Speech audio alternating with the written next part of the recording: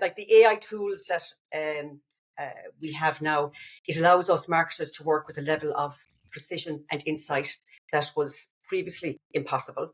Tasks like data analysis, trend monitoring, and personalized messaging are now streamlined.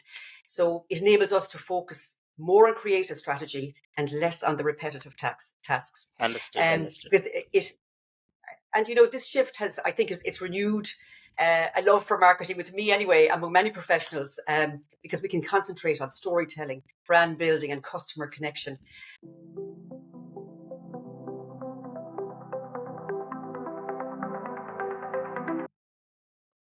So, hi everybody, those who are watching and listening, welcome back to my show Experiences with Anish. So, we've been doing a lot of podcasts lately with a lot of experts, and finally, I got Roisin with me.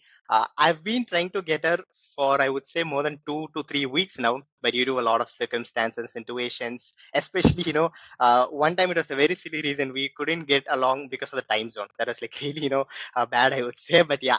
After a lot of struggles, I would say, again, finally happy to bring you to my show. So how do you feel? First of all, thank you so much for accepting my invitation. How do you feel, Roshan? How do you feel to be on my show?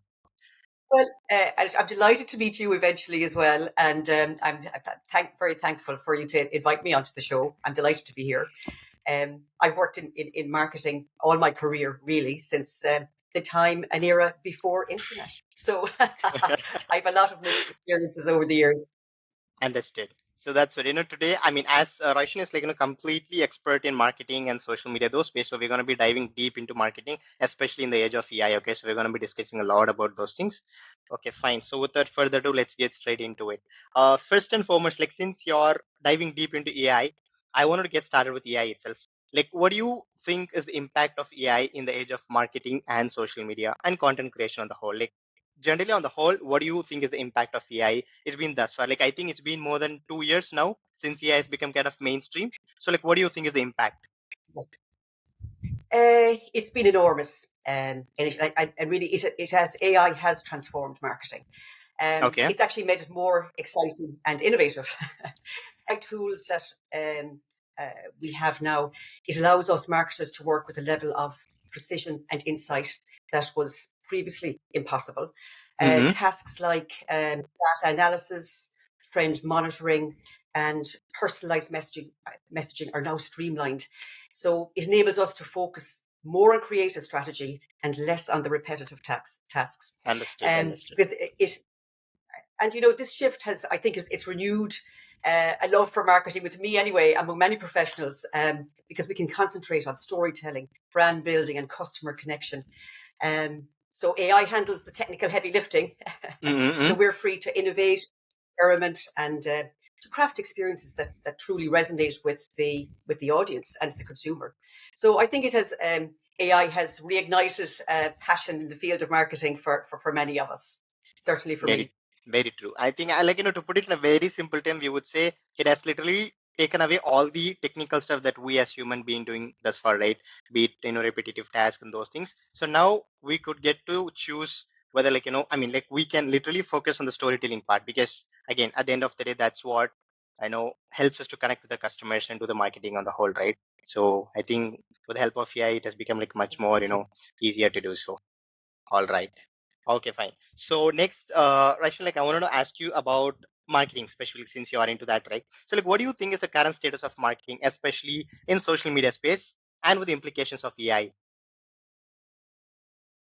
Well, in the current status of marketing, especially in the social media space, is I've listed a number of trends that I see social media is shaping, and Okay. one big area is the degree of personalization and AI-driven experiences, because I think it's important to understand as well that the consumer will expect a degree of personalization with AI search engines, Very and true. that they will actually expect to be. So it's important for businesses and people looking at the marketing strategy. It's not just about our choice to send personalized messages and have a personalized relationship with our consumer, but they will demand it because that's how they're finding information now. It's more streamlined and it's more direct to their needs and to their wants.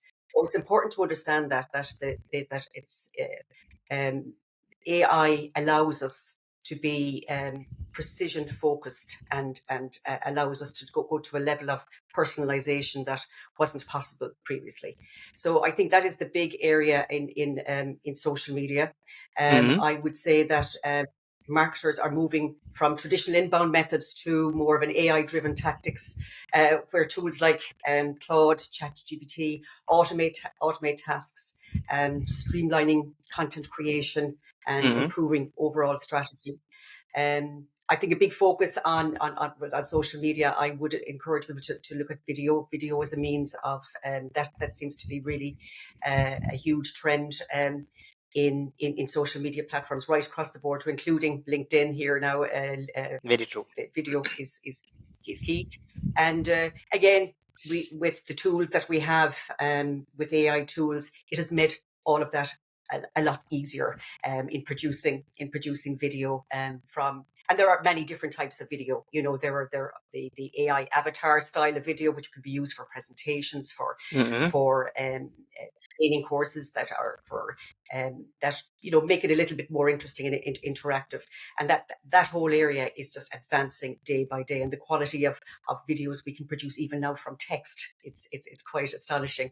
Day by day, there's something new. I've actually created my own AI avatar, which on using I've seen. Synthesia, and I've so seen now them. that I can, not that doesn't appeal to everybody because they think it's a little bit false. But it was just to show what is possible, True, true, and that's true. what's coming. So I think video will be a big part of uh, social media and so I would be encouraging businesses to get their video strategy in place and Mm-hmm. create uh, good quality videos and Understood. be able to create day-to-day videos also. um, I would say that also in the brand, creators are acting as relatable spokespeople for brands, creating authentic brand experiences as well. I think businesses now approach social media more like content creators than traditional brands. I think that's a big, Understood. and, So and, it's and the personal brand with part of it. okay. So it's that, uh, due to this AI, it has not only helped you to do all sort of, personalization, but it has also made consumers expect the personalized results, right? Like they are requiring the things that they think they need. It's, rather than trying to get some random results for whatever they're searching, instead they want things that they actually what they search for. They want exactly what they're looking for, right? So due to this AI and those, Exactly. very good results, they're thinking that they need those personalized experience in the consumer side as well, right?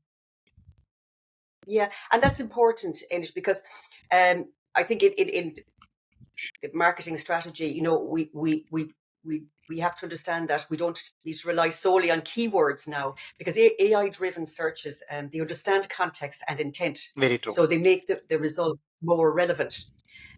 So this means for businesses, marketing strategies must adapt by incorporating personalized content and optimizing for AI powered search engines to stay visible and to stay relevant. So understanding these changes will be crucial for marketers aiming to meet consumers where they are and deliver value that stands out in, Mm-hmm. in, in the sea of search results. Yeah. So Awesome. it is a big shift in how people search and find Understood. information. Understood. Got it. Uh, Roshan, like, I wanted to ask you something about fractional CMO because I think it's been around, I would say, anywhere between 5 to 6 months since I've been hearing a lot about fractional CMO, and especially when I look at most of LinkedIn professionals, right? I mean, LinkedIn profiles, they have fractional CMO in their headline, but I am not, like I have not had an experience of like talking directly with people who are a fractional CMO. Now, since you're being one, like I wanted to get an understanding of like what is this actual fractional CMO and has it become mainstream yet? Like, has it become so popular that everybody are getting into it? And like, how do you get into it actually in the first place? Yes, the role of the fractional CMO it has become mainstream, Okay. particularly for startups and small businesses, Mm-hmm. because hiring a CMO means that you're hiring in a degree of expertise and experience Okay. at a in a cost effective way. You know, when you look at, I've worked with a lot of tech startups. You know, they're always resource. You know, they have issues with resource and expertise Okay. and cost. So instead of hiring a full-time marketing executive, they can hire in a CMO that can actually hit the ground running and has all the experience behind them. And so it's generally with a CMO, and it's important to check. I mean, anybody can call themselves a CMO these days, So true. but it's important to check their level of experience and their level of expertise in the area. So generally, CMOs, it's they're you know results driven, and Okay. they are focused on measurable outcomes, and then maybe other traditional employment uh, setups would be different. But it's a very smart way, and it has become mainstream. And I would encourage businesses to consider it because there is a big learning curve when it comes to AI and how it might best, particularly in AI marketing. It's moving so fast. So I would think that it's actually a wise decision to consider a CMO with AI marketing experience. Understood. So is it because the sole reason of hiring an fractional CMO, is it because of lack of finding the talent, or like what do you think is the sole reason for any business to hire actual CMO? I mean, actual fractional CMO rather than in-person full-time CMO itself. Yeah, well, I think it comes down to cost and resources in it. You know, that if for a startup and small business, they may not be able to afford the cost of a full-time CMO with the level of experience that they have just at the moment. Understood. You know, it could Mm-hmm. be that it might happen as they build, but by taking on a fractional CMO, they can have that level of expertise, you know, without the long-term commitment, and they can have that immediate impact on their business Mm-hmm. to grow and scale their business. You know, in time, yes, they will probably have the resources to take on a full time marketing person, but it certainly is beneficial at the beginning to get that level of expertise and Understood. experience and so I would recommend it, but it has become mainstream, and I think it's more and more, particularly with the advent of AI in marketing. You know, AI in marketing, it is overwhelming for businesses. You know, I mean, we're on LinkedIn every day and we're sharing information about the latest upgrade, the latest game changer, the latest tool, and Tools. sometimes it can be maybe too much. It just becomes overwhelming. A lot of businesses feel, oh, we're so behind now. Where do we start? You know, where do we Very true. start Very in true. this journey? So bringing on and getting expertise and getting expert, input and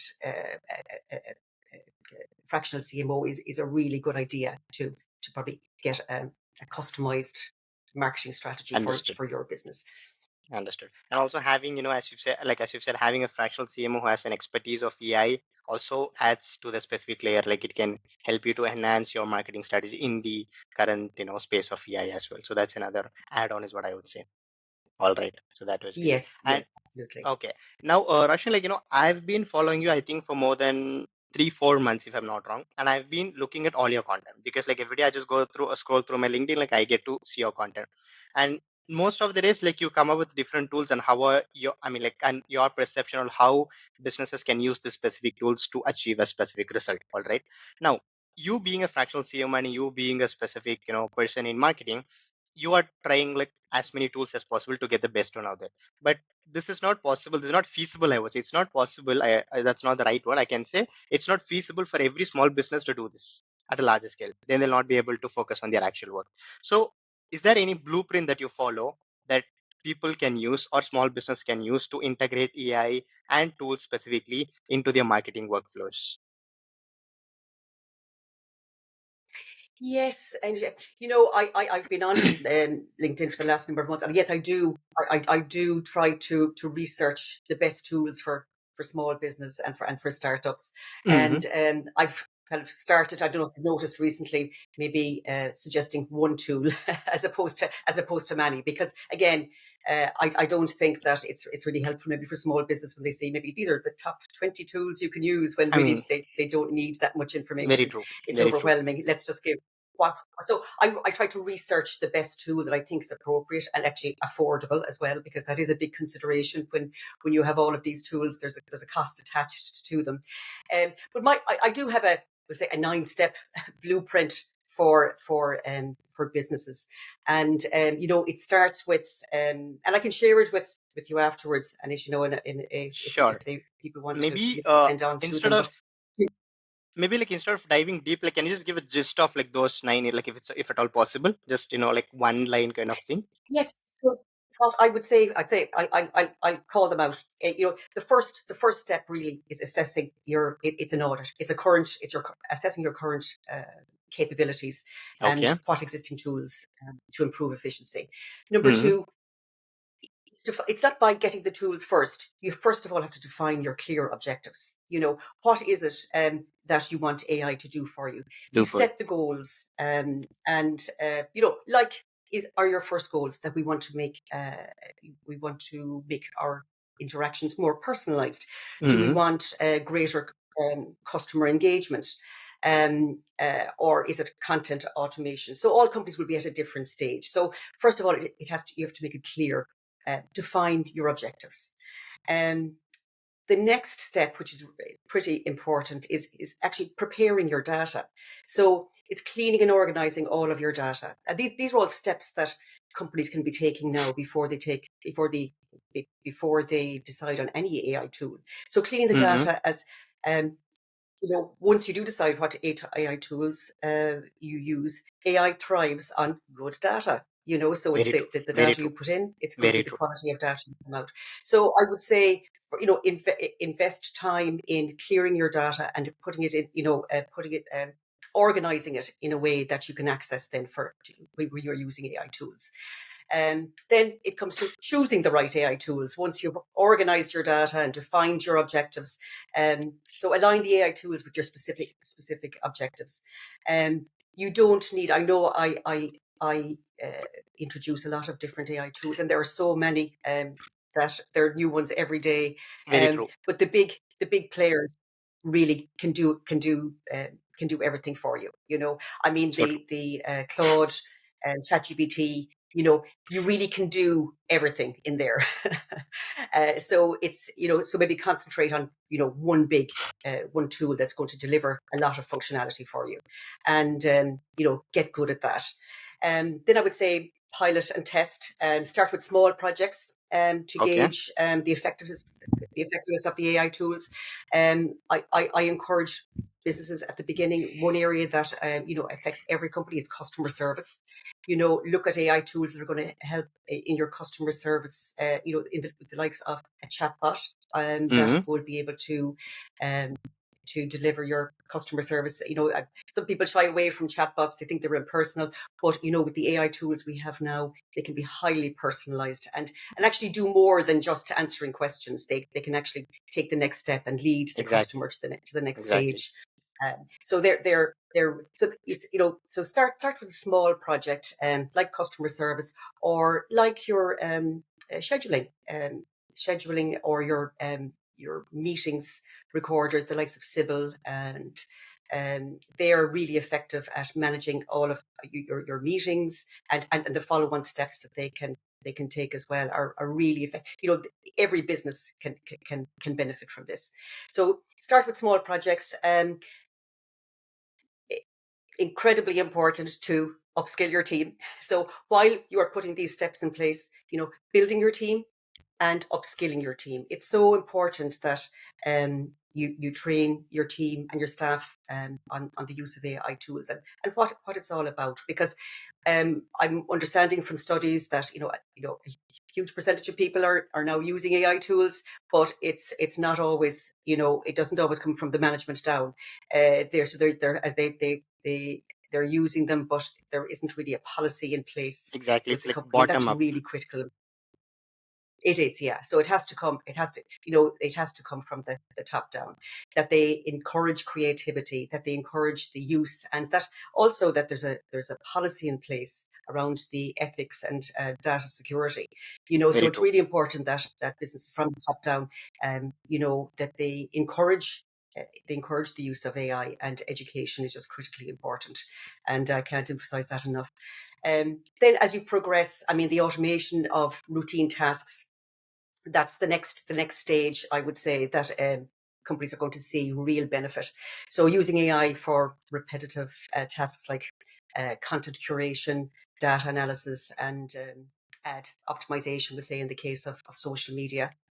Um, then the next step in my playbook is the AI driven personalization. So personalizing the experience at every stage, of the customer journey. Hmm. It's not Hmm. just at the beginning, it's right throughout the customer journey. We can now personalize that whole experience. And then I would say finally in the playbook, it's regular optimization. So continuously reviewing and refining AI strategies. So based on performance and emerging technologies, it's constantly changing and improving. So that would be my kind of 9-step playbook. I would be Wow. following all of the steps. I can go into greater detail again, but I mean, that's pretty much it. that was like really good. And like as you've said, the one and like one thing I wanted to add to this playbook is what, like, the thing is, people or like small businesses, they themselves are like making it very complex. Like what they do is like they Yes, look at few resources, like let's say they look at few YouTube videos or like few resources on LinkedIn, like anywhere that is, and they think that like there'll be some people who would have done it in a very complex way, or like using very various different tools. So what the small business think is that they think that even I have to replicate the same. So that's not the case. Like as you said, right? Like yes, most of the large tools like Claude or ChatGPT, they can literally do anything when it comes to writing text generation. On top of it, like we don't require any sort of other tools for you to help you with the writing assistant. I think here we have Supergrow. Like people talk about Supergrow. I mean, like there's like many things. I can just go on and on and on. But the thing is, like if you want a very good, actually personalized content, you can make use of the large language model that's already present instead of just using it in another tool yes, and paying for a subscription, right? Instead, you can just have a subscription for Claude or ChatGPT, and then you can just use that as your writing assistant instead of using any other tool. So, like as you've said, keep it exactly. I simple, mean, start small, and then grow. and I mean, they're used to augment your skills. They're not Very true. replacing them.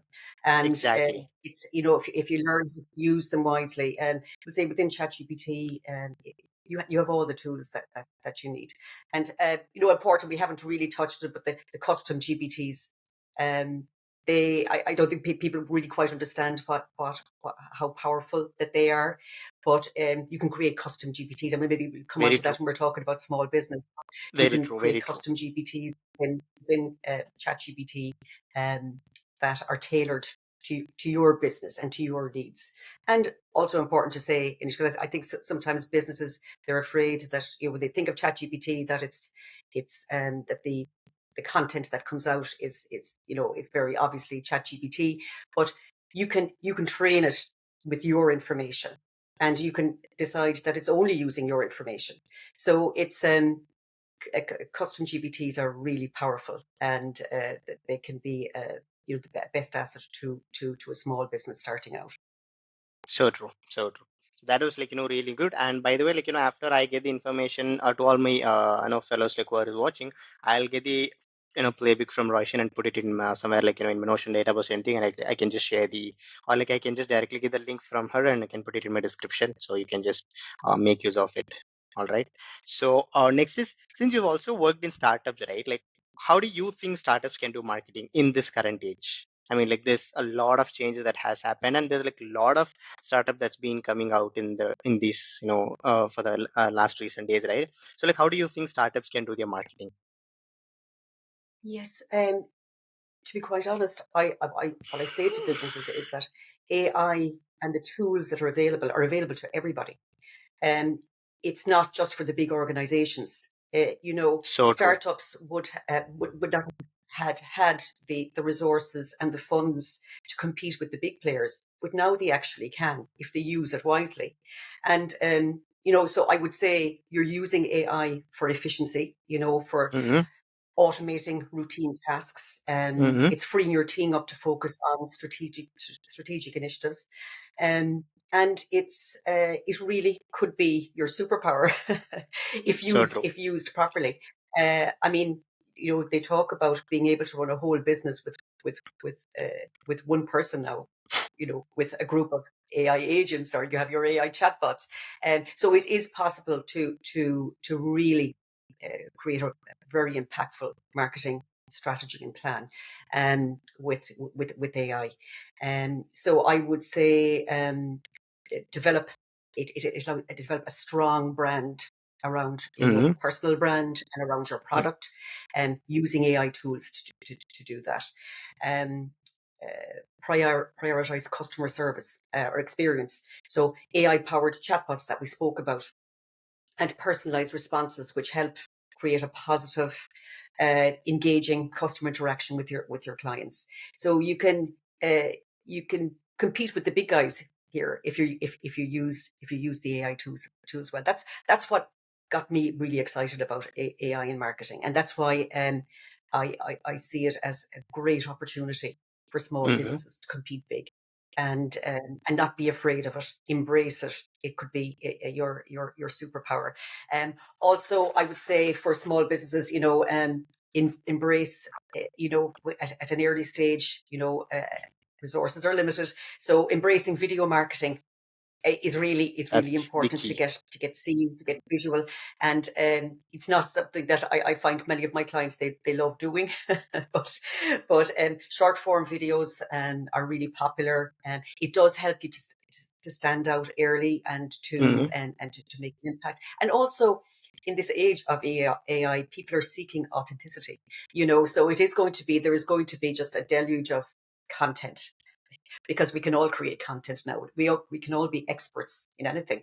True. True. But So true. so video helps to make you stand out. And so for startups, once they have their messaging and their positioning in place, again, use AI for your research, your market research, developing your ICP, and get all those foundational things done with the help of AI. And then for your communication and your content creation, again, AI is your best friend for video, for content creation, with your input. Mm-hmm. It's not replacing you, and it is going to be increasingly important to come across as authentic, trustworthy, and that people can identify you. So and personal brands, very important. I think businesses starting out, they're promoting their business name and the brand. It's You're going to get far more traction with your personal brand, and actually So true. personal brands what are winning now, because people want to associate. They work with the person they like, know, and trust. So um building the personal brand, I think, for a startup is equally as important, and using video for that. So the tools, as a startup, it's never been easier. The tools are all there, and a lot of the tools that I profile on LinkedIn, many of them are Mm-hmm. free or have a starter or have a test. So it isn't the cost anymore. It's probably knowing how to use them properly. So true, so true. So that was really, really good. So I think we've come to the end of our session. So finally, I just wanted to end this with the content creation itself. I think everybody, as you've said, with the help of this AI tools, right? Like now, everybody can become a content creator, right? Like everybody can just put up their face Yes. and they can just use Synthesia or like Hey Gen anything, and they can start creating videos or they can start creating text content. It can be anything. They can just start doing it. It's like the entry of barriers like very low, just like very less friction. Everybody can just do the content creation, right? So on the whole, like what do you think, or like what is your take on content creation in the age of AI? Just because we have these tools, can everybody become successful, or like how does it all work out in the long term? Yeah. It's, of course, very easy to create content now, and what looks we can make it look quite attractive. But if you don't have your foundations in place, if you don't know who your client is and who you're talking Mm-hmm. to in the first place. Mm-hmm.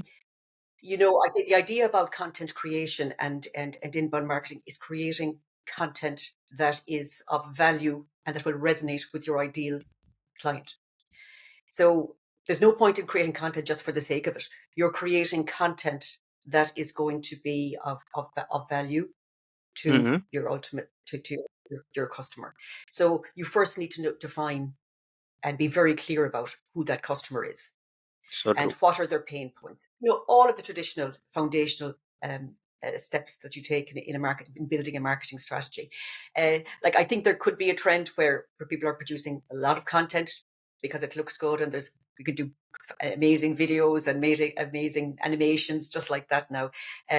So it's useless unless you're getting a message to your customer. So I would say that creating content, yes, once you have defined who your target audience is, then what are their pain points? What are they? What ways can you give them value?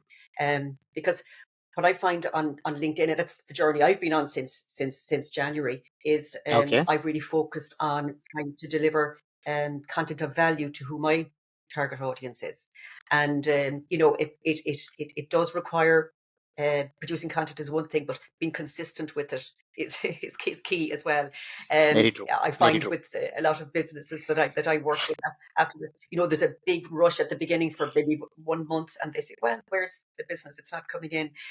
So it does take consistency, and it does pay off, but it would pay off if you have got the message and the content that's of value to your ideal audience. And I would also say that with all of the content and AI tools that are available now, Mm-hmm. sometimes, and I find it myself, I feel like I should be able to do that now. I can create all this amazing content and video. So, am I taking on more work than I would previously have outsourced that service? But I would say there is still a learning curve to it. And I would say that, like the CMO, outsource. There are fantastic creators online that offer their service that are using AI tools now, but that are available to help you with content creation and video creation. Because while the tools are great, if you're a busy startup or a small business, think you don't always have the time. And I think that the quality of your content and your videos are important. So because the competition will be huge because Mm-hmm. everybody can do it now. But do consider outsourcing that element, or an area that you're not strong on. Like I could spend so much time creating videos. I get help with I use tools like Veed, I use tools like Synthesia, but I do get help then if I have to do a lot of video for because it is a skill for editing and creating. I can do so much, but for maybe a quality piece of video, maybe it could be your corporate video. I would say outsource it and get help, but from creators that are using these AI tools. They're now more affordable, and they can work with you. So I always think, work with the people that are specialists in their area, because I'm not a specialist videographer. I can do so much maybe for everyday videos, but so don't forget that outsourcing these tasks now have become more affordable with AI as well. Understand what the capabilities are with these Mm-hmm. AI tools, and know how they work, but outsource it when it makes sense for your business as a startup, I think. Understood. Got it. So as you've said, to add on to that, like as you've said, just because you have all these AI tools out there, it doesn't mean that you can just kind of become successful, because like first and foremost, like, you have to have your foundation set in place. Like you should know whom are you targeting, like exactly what you want to deliver, like what is your product, what is your value proposition, so on and so forth. Because anyone, like as you've said, like anyone can just randomly create content, and if that's the case, then everyone would have become success, right? But that's not happening, because like you need to have your Yes, foundations in place and kind of augment your skills and your production with the help of this AI tool, so that you can get it production ready in very lesser time and in high volume, is what I would say. Like kind of have this AI tools with it so that you'll have exactly, much more exactly, production in high volume in a very less time, right? exactly. Yeah. Well, you see, I as a CMO, Excuse me.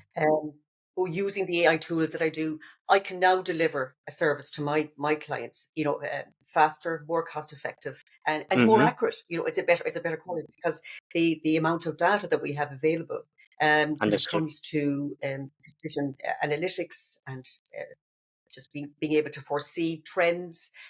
So with all of these tools, I can now deliver a better service that's faster and more cost effective. So yeah, Awesome. totally agree. Awesome. Awesome.